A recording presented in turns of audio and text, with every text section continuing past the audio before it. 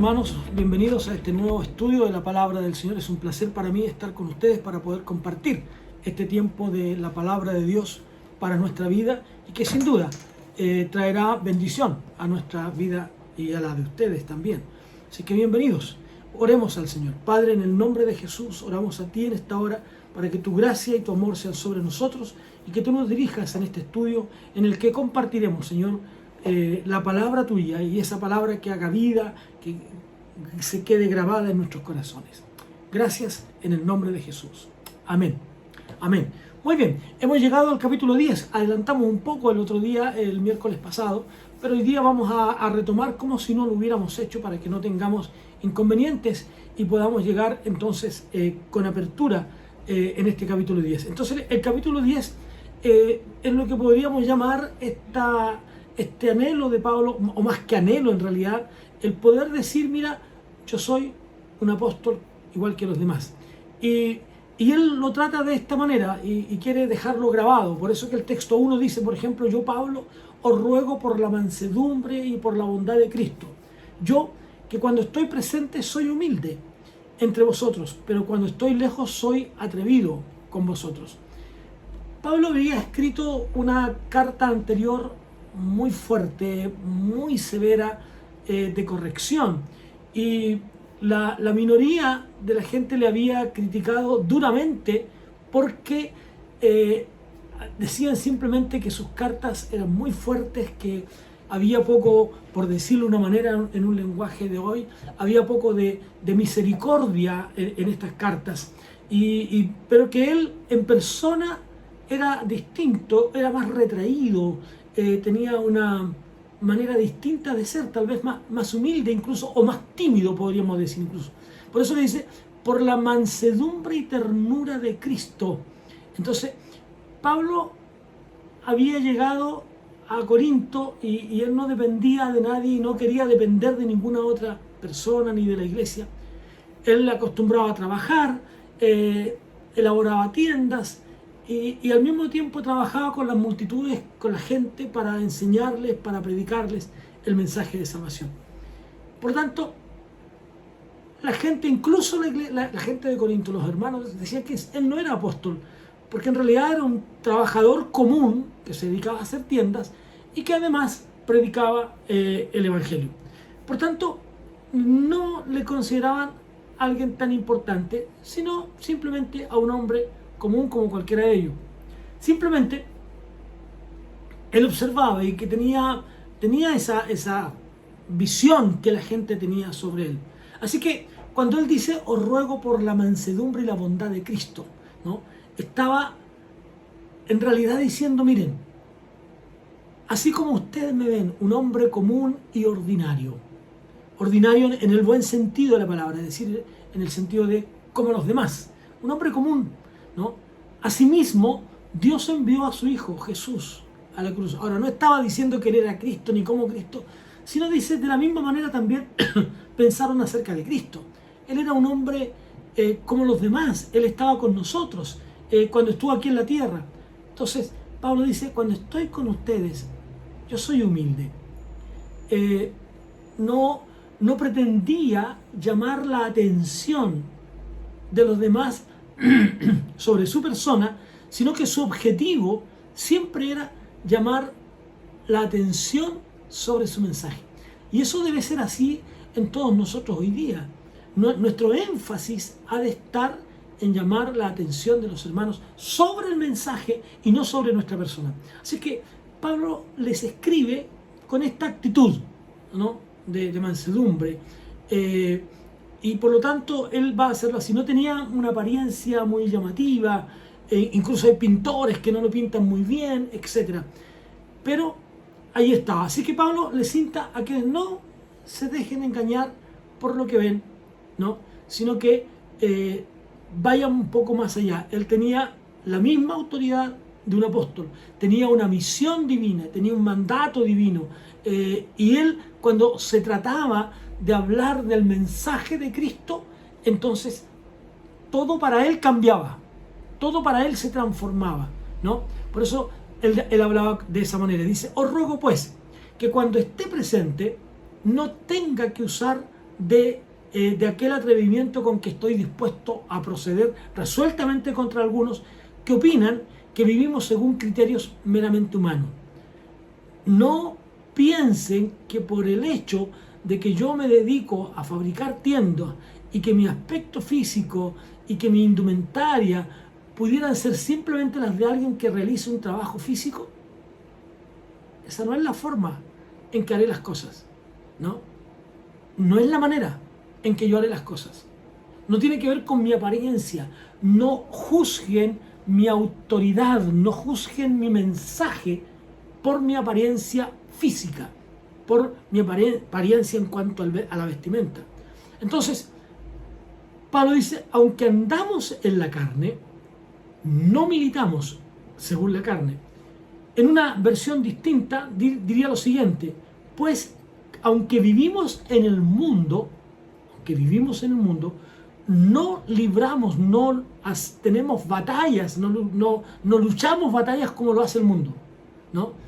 Aquí tenemos que notar que la palabra carne viene de una palabra griega que es sark y que se usa a lo menos de tres maneras distintas. Puede hablar del cuerpo, de esto, ¿no? El cuerpo físico que nosotros tenemos, la carne que cubre nuestros huesos, o también puede hablar de debilidad, refiriéndose a aquello que es psicológico, ¿no? Y también se puede hacer referencia a esta naturaleza corrupta que nosotros los seres humanos tenemos. Por un lado, se refiere a esto físico, ¿no es cierto?, a esto que nosotros tenemos, esta carne que cubre nuestros huesos. También puede referirse a aquello que es psicológico, aquello que está en nuestra mente, pero también puede referirse a esa naturaleza corrupta, que nosotros tenemos, una naturaleza caída, y que nos habla, ¿no es cierto?, de aquello que es también lo espiritual. Así que Pablo utiliza la palabra en estos tres sentidos, pero con mucho más frecuencia, fíjense ustedes, lo hace en el sentido de esta naturaleza pecaminosa, adámica, ¿ya? Esta naturaleza pecaminosa, la naturaleza caída. Pablo pudo decirlo en su epístola a los Romanos, en el capítulo 7, el texto 18, cuando él expresa, y yo sé que en mí, esto en mi carne, no mora el bien, ¿no? En mi carne, en mi naturaleza, ¿no? No mora el bien.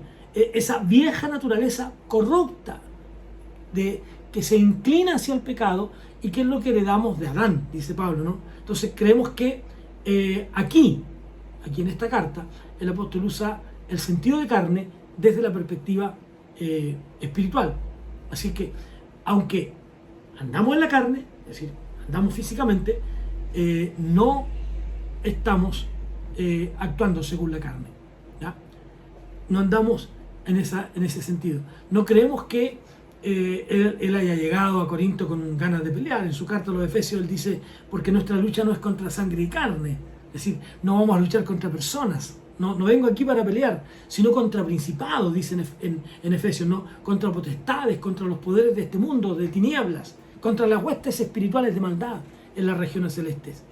Entonces, él no fue como un hombre común, no fue como un hombre ordinario, insisto.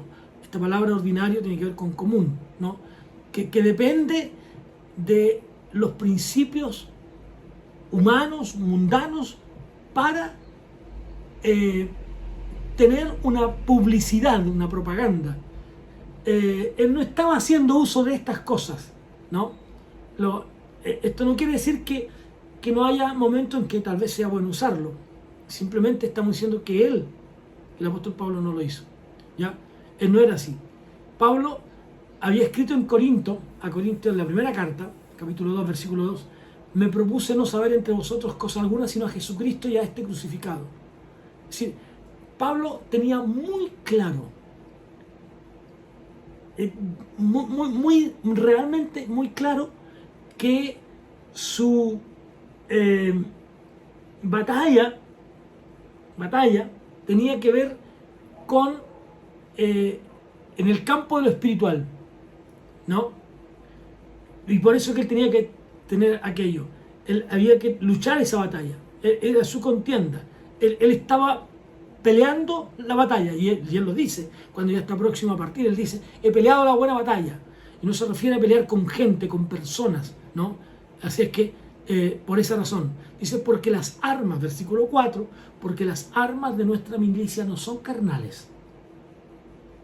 Es decir, no son como las armas comunes que ustedes conocen, sino poderosas en Dios para la destrucción de fortalezas. Este texto, uno podría incluso ver en él una especie de paréntesis, y que ni siquiera enumera cuáles son las armas. Dice, habla de una guerra espiritual que tenemos contra un enemigo que es espiritual. Y por lo tanto, un enemigo espiritual, dice Pablo, requiere de armas espirituales. Otra vez citando Efesios, no es una lucha contra carne y sangre, ¿no? Nuestro enemigo no es de la carne. Se nos dice que tenemos armas que son poderosas en Dios. Entonces, nuestra primera arma, si la podemos identificar, ¿no?, es la palabra de Dios. Recuerden cuando Jesús fue tentado, ¿no? Di que estas piedras se conviertan en pan, no solo de pan vivirá el hombre, escrito está, etc.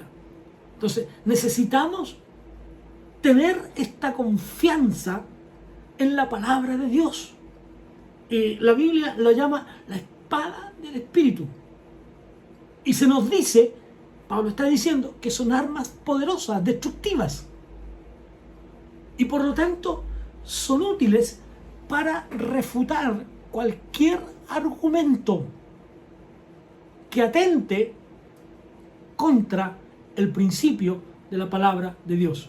Pablo entonces pudo entrar en Corinto como un baluarte de la filosofía y la religión, pero desde la perspectiva, teniendo como arma la palabra de Dios. Entonces, esa es. Por eso es que escribe, ¿no? En el mismo Efesios, él escribe, también tomad el yelmo de la salvación y la espada del Espíritu, que es la palabra de Dios. Por eso es que es imperioso, amigos, hermanos, es imperioso que ustedes y que cada uno de nosotros estudiemos la palabra de Dios, porque allí está, ¿no? Allí está nuestra fortaleza, en la palabra de Dios, ¿no? Entonces, Pablo lo que hace, dicho de otra manera, ¿no es cierto?, desenvaina su espada, ¿ya? Dependiendo de esa hoja ahora al desnudo, es la palabra de Dios. Yo vengo a ustedes con autoridad, vengo a ustedes con fortaleza, pero una fortaleza y una autoridad que me la entrega la palabra de Dios. No me la entregaron los discípulos, los otros apóstoles. No hubo un concilio para entregarme esta tarea. Entonces, esto es el Evangelio de Dios, que es poder, pero poder no humano, poder de Dios, como dijo a los romanos, para salvación a todo aquel que cree. Eso es lo que dice Pablo, cuando él dice, el Evangelio es el poder de Dios. Yo no me avergüenzo del Evangelio porque es el poder de Dios para salvación a todo aquel que cree. La segunda arma, la primera es la espada del Espíritu, la palabra de Dios. La segunda arma que Pablo nos plantea aquí es la presencia del Espíritu Santo. Pablo reconoce su debilidad humana. Él tenía claro, estaba consciente que había sido sellado, marcado por el Espíritu Santo. Y por lo tanto, lo que hacía y lo que decía, lo hacía bajo la dirección, la orientación del Espíritu Santo de Dios. Entonces, primero tiene la palabra de Dios. Segundo, tiene la presencia del Espíritu. Por eso que la palabra de Dios dice que el Espíritu Santo, dijo Jesús, les guiará y les dirá qué hacer, qué decir. Porque el Espíritu Santo que está en vosotros, el cual tenéis de Dios, ese es el que guía nuestra vida en todo lo que nosotros somos. Por lo tanto, allí está lo que Pablo entonces nos enseña. Por otro lado, la otra arma poderosa que tenemos es la oración. Fíjese, la palabra de Dios, el Espíritu Santo de Dios, la oración. Y reconocemos que muchas veces se dice poco, o se escribe mucho, pero se dice poco, ¿no? Sin embargo, Pablo cree poderosamente en la oración. Y otra vez citando Efesios, él dice, orad en todo tiempo, con toda oración y súplica en el Espíritu, y velad en ello, con toda perseverancia y súplica por todos los santos. Como lo decía en una película, ¿no es cierto?, que se llamaba El cuarto de guerra. La oración es esa arma poderosa en la que, inclinado ante la presencia de Dios, con tu corazón prendido, humillado a los pies de Jesús, tú demuestras tu humildad y tu dependencia de Dios. La confianza en decir, Dios, yo no puedo, pero tú puedes hacerlo. Allí es donde somos poderosos. Allí es donde podemos recordar la palabra de Dios, incluso simplemente citarla. Señor, tu palabra nos enseña esto. Tu palabra nos dice esto. Y por lo tanto, nosotros venimos a ti, Señor, con la autoridad. Y nos presentamos ante Satanás y ante cualquier autoridad demoníaca.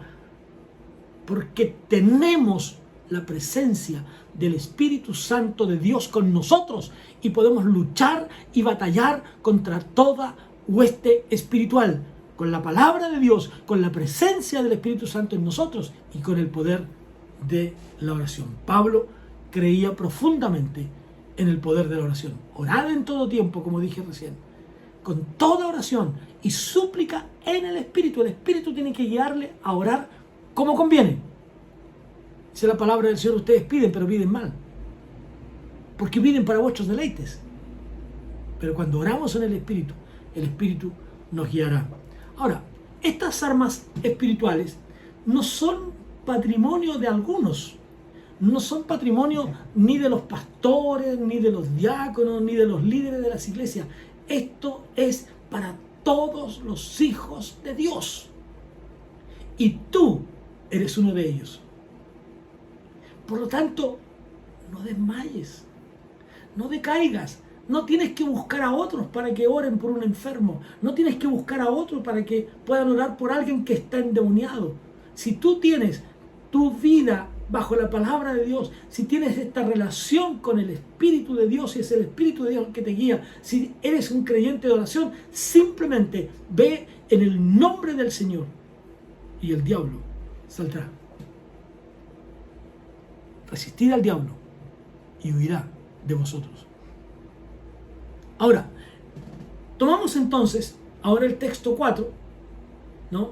Y Pablo dice, porque las armas de nuestra milicia no son carnales, ¿no?, para la destrucción de las fortalezas, como ya lo dijimos recién, ¿no? Ahora bien, versículo 5, derribando argumentos, especulaciones y todo razonamiento altivo que se levanta contra el conocimiento de Dios y llevando cautivo todo pensamiento a la obediencia a Cristo. En esta batalla que nosotros tenemos, en esta batalla espiritual, los soldados tienen éxito. Y cuando decimos eso, no decimos que la batalla, la lucha, se ganó solo por ellos, porque quien tiene la victoria es Dios a través de nosotros. Cuando obtenemos la victoria, tenemos que darle a Él toda la gloria. Cuando Dios llama a Gedeón para la tarea y le dice que vaya a destruir a los madianitas, un ejército inmenso, 135.000 hombres, Dios dice a Gedeón la primera vez cuando él ya tiene todo su ejército armado, dice, no, Gedeón, no es este el camino. Si destruyen a Madián, ellos se llevarán la gloria, creerán que fueron ellos. Y al final, ustedes conocen la historia bíblica, nos dice que quedaron solo 300. Y con esos obtuvo la victoria. Por eso que Pablo nos dice en el capítulo 2 del versículo 4 de Corintios, dice, pero a Dios gracias, el cual nos lleva siempre en triunfo. ¿Y cómo? ¿Cómo logramos esos triunfos? En Cristo Jesús. Y por medio de nosotros manifiesta en todo lugar la fragancia de su conocimiento. La victoria y la batalla la logramos solo gracias a la gloria de Dios. Ahora, no vamos a poder ganar todo para Cristo. No podremos alcanzar y todo el mundo se convierta, pero no podemos dejar de predicar el Evangelio. Y debemos dar gracias a Dios por cada puerta que se abre, por cada momento donde usted vaya. Allí hay un lugar. Entonces no somos victoriosos, pero sí tenemos éxito. Y eso es lo que Pablo quiere decir. Y estando pronto, dice el versículo 6 y 7, a castigar toda desobediencia cuando vuestra desobediencia sea perfecta.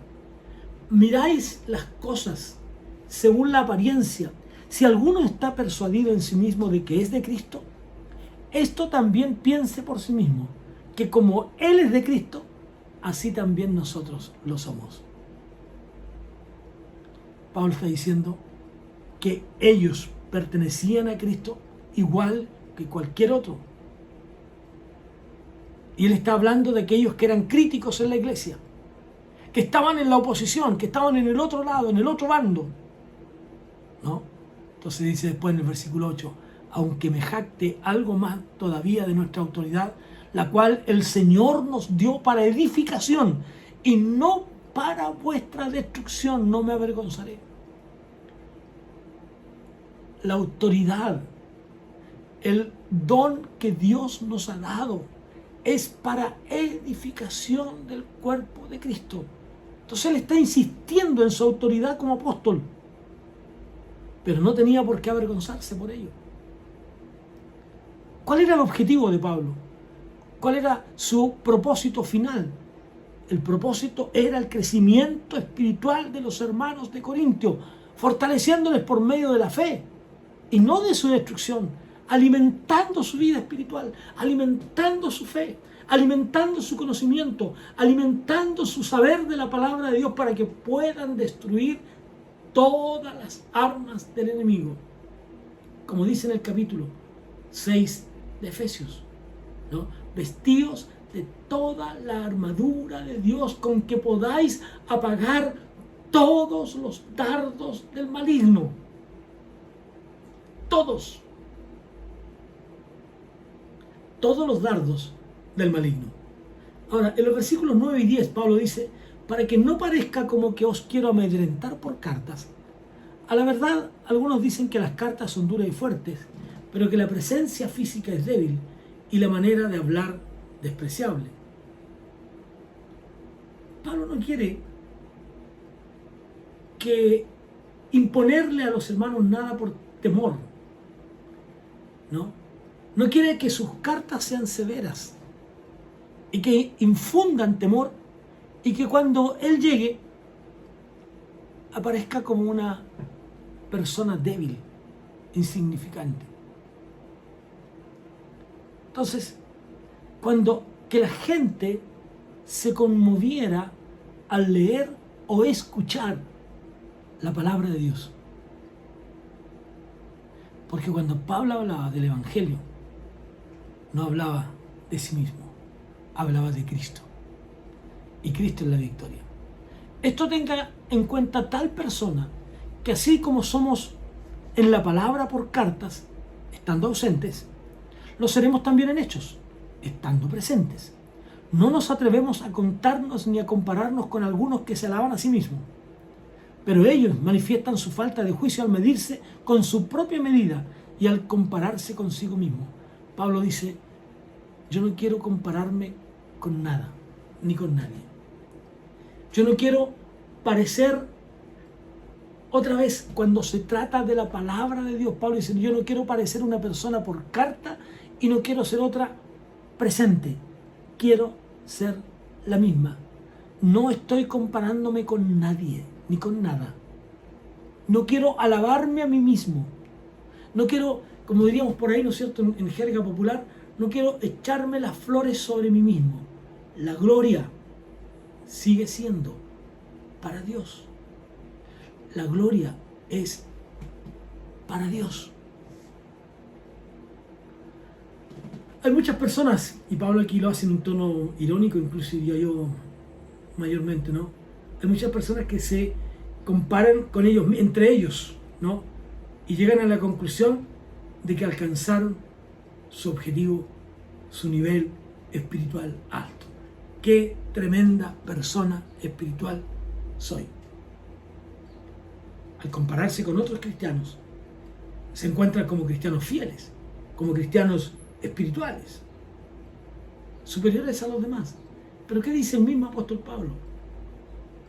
Ninguno tenga más alto concepto de sí que el que debe tener, sino piense de sí con cordura.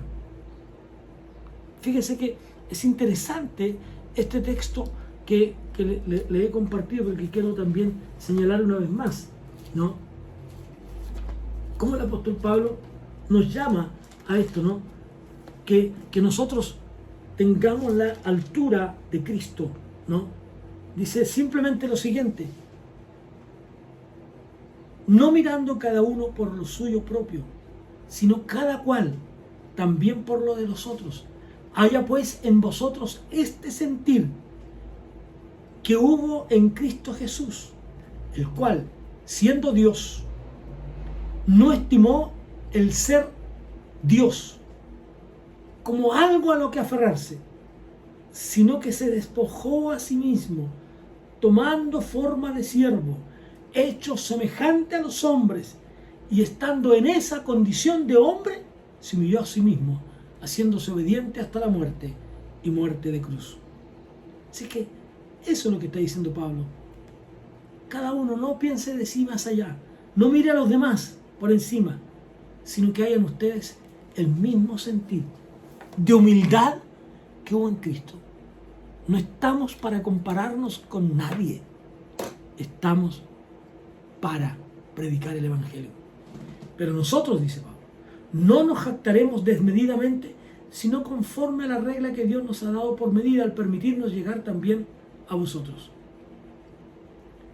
¿Cuál era la queja, entre otras, que tenían los de Corinto? Que Pablo no iba a verles. ¿Por qué Pablo no viene a estar con nosotros? ¿Por qué Pablo no viene para llegar hasta nosotros? ¿No? Y sin embargo, le dedican tiempo a otros. A veces pasa eso también en nuestro tiempo. Hay personas que se quejan también de la misma manera. ¿Por qué con ese hermano tienen más complacencia? ¿Por qué está allí y no está aquí? ¿Por qué está haciendo eso y no hace esto lo mismo con nosotros? Parecen niños, ¿no? No se dan cuenta que cuando un siervo de Dios, cuando una sierva de Dios dedica tiempo a otros aspectos también de la obra de Dios, no está desperdiciando su tiempo. Porque su deber es también alcanzar a otros con el mensaje de salvación de distintas maneras. Y a veces puede estar con alguien que hasta parece muy débil, pero que necesita ánimo y necesita ser motivado.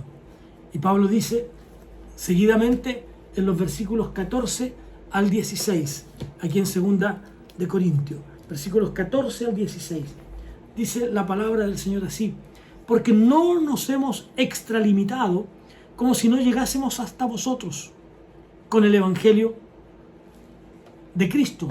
No nos jactamos desmedidamente en trabajos ajenos, sino que esperamos que conforme crezca vuestra fe seremos muy engrandecidos entre vosotros, conforme a nuestra regla. Así anunciaremos el Evangelio en los lugares más allá de ustedes, sin entrar en la obra de otro, para jactarnos de lo que ya estaba preparado.